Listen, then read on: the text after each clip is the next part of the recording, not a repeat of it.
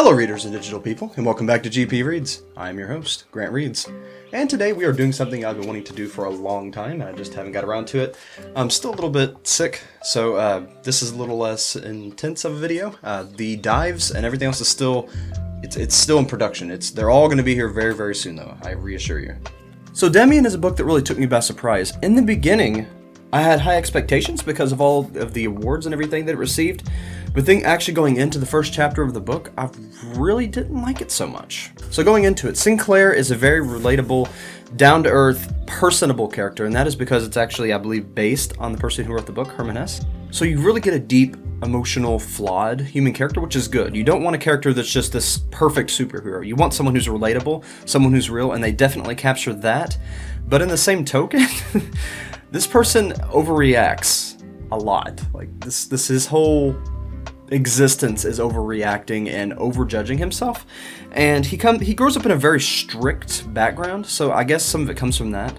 But at the same time, his parents were I'm not going to do too many spoilers, but he did something wrong, and his parents would have definitely forgiven him, but he couldn't forgive himself.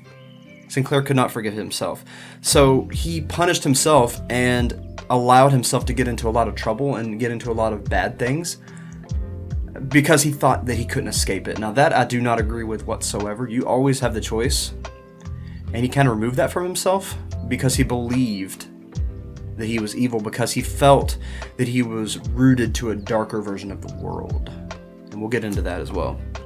So the idea of two realms, a realm of dark and a realm of light. Now that, again, is something I don't particularly agree with. I think the better phrasing for that would be a world of spiritualism and a world of the carnal, or the flesh, because it's not really what's good or evil, it's what the nature and the body craves, and, your instincts versus the spiritual nature and purity and religion and dogma. So it's kind of those two worlds.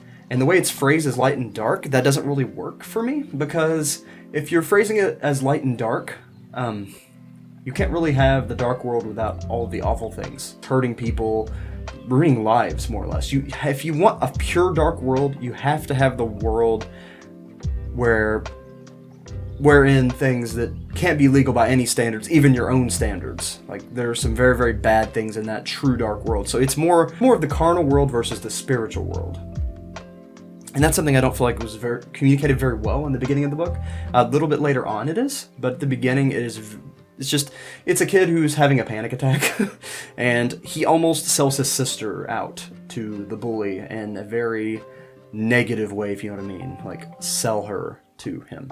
So I don't agree with the way he went about it. If he would have contacted his parents or authorities or anyone, they could have resolved it for him, but instead he took on this form of self-importance where he felt like he had to be independent in this situation, but in doing so he just messed up more things, kind of corrupted himself. And then he complains about how it's not his fault that these things were thrown to his lap, when all of it was his mistake. He lied at the beginning. He decided to lie, and because he decided to lie, all these bad things happened. And then he didn't take the right measures, and he kept blaming himself and wouldn't forgive himself. So it's honestly, all of it's his fault. All of it was his fault. It wasn't this mysterious, magical world of darkness. No, he made mistakes. He was an immature child. I mean, he was a child at this point in his life. And he made mistakes. And then we have Demian's interpretation of the story of Cain.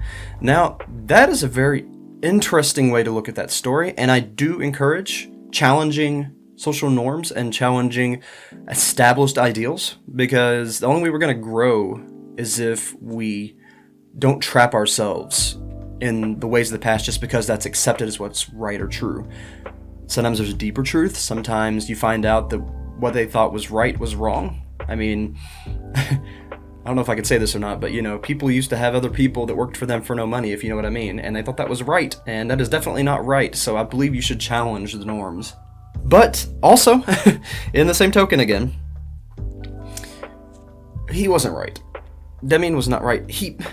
The funny thing is he said that they jumped to conclusions because they didn't have a full story information, but he did too. He did the exact same thing, just in reverse. Not saying that's a bad thing, but I'm saying that he wasn't really any better than they were about challenging the story of Cain, because he said just because he did something a certain way, therefore he had to have just been someone that they were afraid of, and that they marked him with the mark and everything in the story because they were afraid of him. Now, he was relating that more to himself. That was more of his personal story. So I guess that's okay in the context that he's giving a personal opinion. And he did say later on that you shouldn't take it so seriously, but if he was taking it serious, he jumped to conclusions almost as much as the priests had. It's a very interesting thing to look into the mind of a person as they're growing and developing, because there is a point in your life where everything breaks down, and then you kind of, phoenix into the next point of your life, into the next stage. And he did that. He had a long, drawn-out period where he'd visit different bars. He was kind of just, in the slumps, completely given up, didn't really have a drive in life. And that is something very important to find, is your drive in life. And he found that in a woman. That the funny thing is he wasn't even dating the woman or trying to pursue the woman, but just the idea of these beautiful things existing in the world was enough for him to have a drive, and like he said, almost formed a religion based on what's important to him. And that was, he found his driving force. And to hear someone finding their driving force, especially so young, it's really, really interesting. His love for Demian. I mean, Sinclair, he had a very, very deep bond, almost like that brother beyond friend bond. Beyond brother bond, beyond blood, that form of bond. If you find someone like that in your life, they will completely change everything. And that is a very good thing. You need, I don't want to say you need heroes, but you need role models who help broaden your scope of the world and broaden your ability to challenge yourself and the world around you. And in finding that in Demian, I mean, that kind of dictated the rest of his young life. So that's very important, and that's very interesting. I had a few of those growing up myself. You don't always find them again, and actually he does lose contact with them. So it's a similar situation to something I can relate to.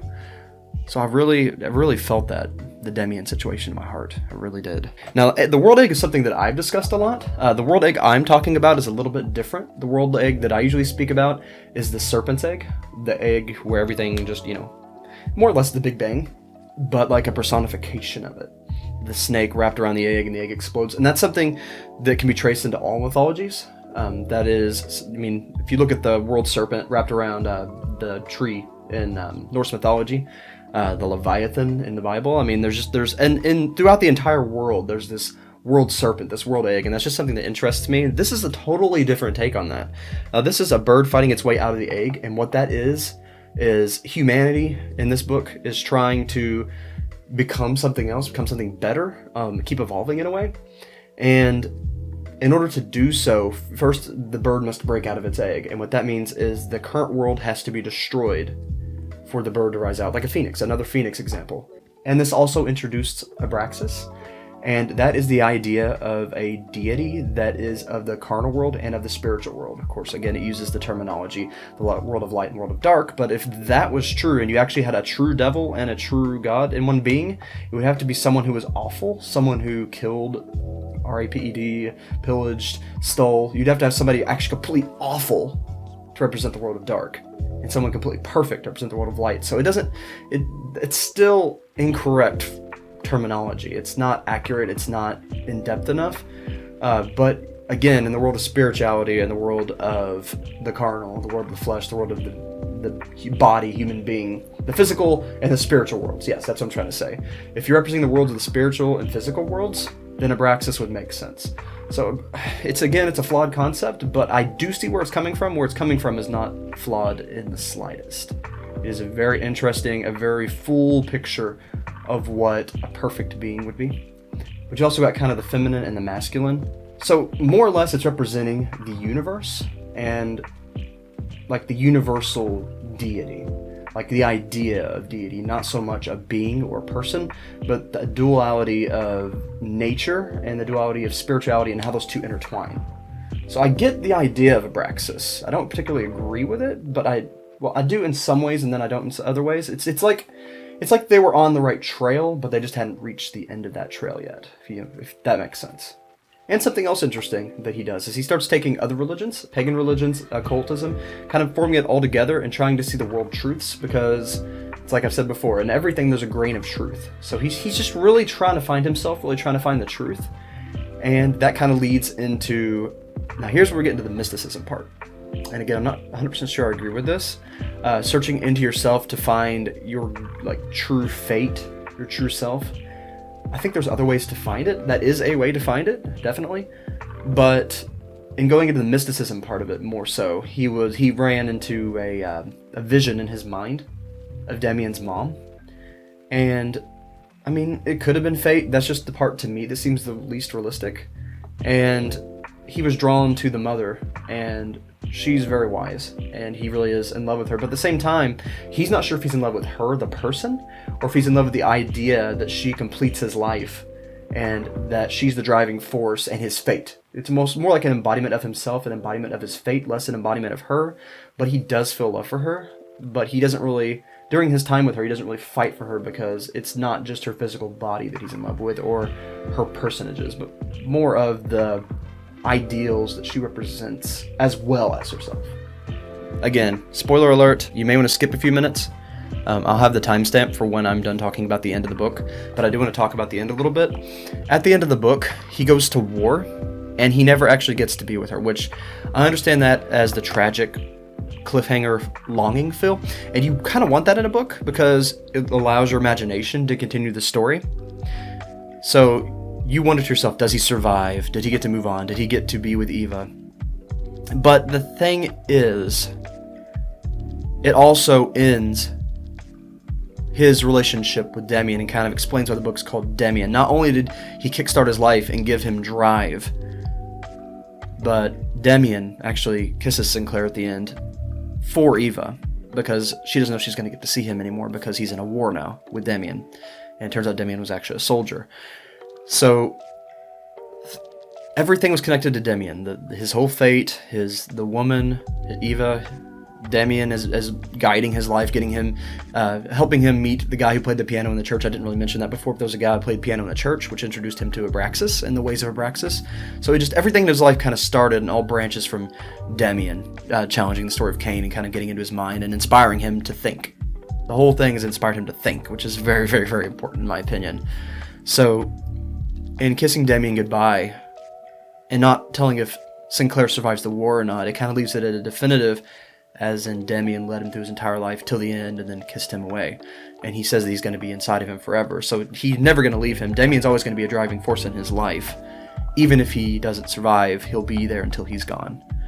And then he turns to the bed and he's gone. So at least kind of a little bit of mystery too. It's like, was Demian really there? Did Demian really die? It kind of leaves you at a point where you don't really know what's real and what's false anymore. So it brings the story completely back to the beginning, and it connects it all in this perfect circle that represents life. I mean, it feels real. It's an actual, not decorated, not overly exaggerated, not fantasized, it's a life. It's an actual life. And you get to see this flawed child who is too quick to judge himself and overreacts and is immature, and you get to kind of see him grow into himself, really grow into himself, and find his way in life, find what drives him, what he believes, and he doesn't even care if it's right or not. He knows that he, being himself and trusting in himself without being told what to do, without jumping into the dogmatic or into the mold, not allowing anything to hold him back from being what he's supposed to be, that he's one of the first that's going to lead to true peace and true happiness and what humanity is supposed to become next, the bird hatching out of the egg. So not only do we get to see a person grow into himself and mature, we also get to see someone realizing what we need to do as a human species and take his part in that. So it's a very interesting, very well written, very good book. And it didn't start out that way. The first 2 chapters, I didn't know if I wanted to finish reading. I didn't think it'd be that. I mean, I've lost faith in it. It was this immature kid, and I really could not relate to the character, and I couldn't get into it. But then 3 or 4 chapters into it, you started hearing about his life. You started almost becoming him in a way, and getting into his mind, into his heart, and really understanding this kid. And you just start relating in so many ways. This is what it feels like to grow up. And reading this, it's incredible that someone was able to capture that in 150 pages, no less. I mean, that's incredible. It's a quick read. I would definitely recommend it.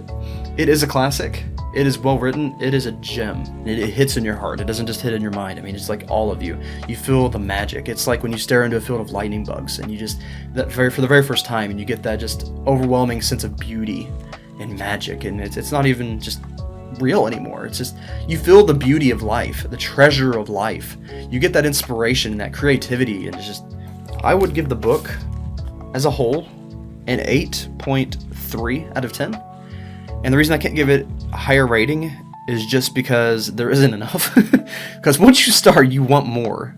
I don't particularly like a story that ends a cliffhanger. This one, I think, needed it, so it works well for what it is. But just in general, it's going to leave you longing. It's going to leave you wanting more, which I guess you're supposed to actually interpret and take into your own life and kind of go on your own adventure. But that's the only reason I can't give it higher than that. But yeah, 8.4. We'll stick with an 8.4 out of 10. Definitely need to read it. It's one of those books you need to read in your life. You need to at least read it once. You really need to. It's a very great book. You can get it fairly inexpensive. It's a quick read.